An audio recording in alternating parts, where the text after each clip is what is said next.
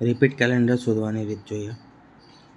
આપણને એવા ક્વેશ્ચન એક્ઝામમાં પૂછાય છે કે કોઈ એક વર્ષ આપેલું હોય, એના પછીનું સેમ વર્ષ રિપીટ ક્યારે થશે, બરાબર?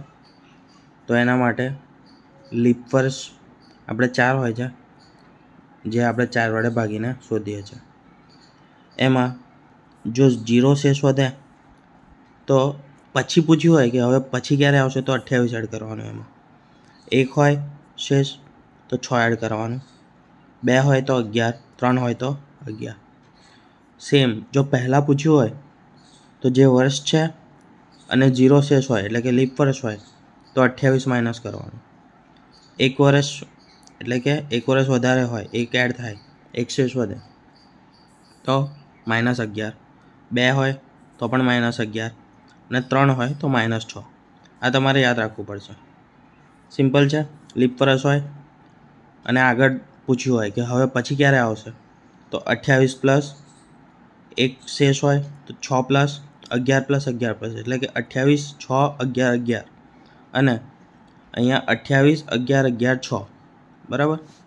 આ તમારે આટલું યાદ રાખવું પડશે એટલે તમારે સિમ્પલ જવાબ આવી જશે. હવે એક્ઝામ્પલ જોઈએ. 2001 તો એના પછીનું રિપીટ વર્ષ ક્યારે આવશે? તો 1 શેષ વધશે, 4 વડે ભાગશું તો, એટલે કેટલું એડ કરવાનું છે? 1 શેષ 6, 2007. હવે 2006નું જોઈએ તો 2 શેષ વધશે એટલે 11 એડ કરીશું. 2017. 2017નું જોઈએ તો કેટલી શેષ વધશે? 2 શેષ વધશે, બરાબર? એટલે 6 એડ કરીશું તો 2023.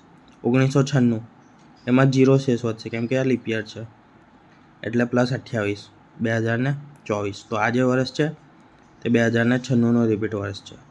આમાં એક અપવાદ છે કે 1672 એમાં 28 એડ કરશો ને તો 1700 આવશે.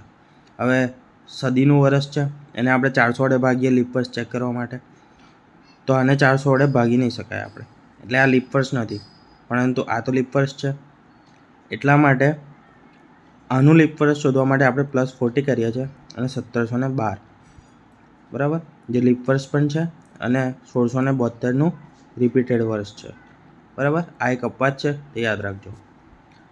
આગળની ટાઈપ નેક્સ્ટ વિડીયોમાં.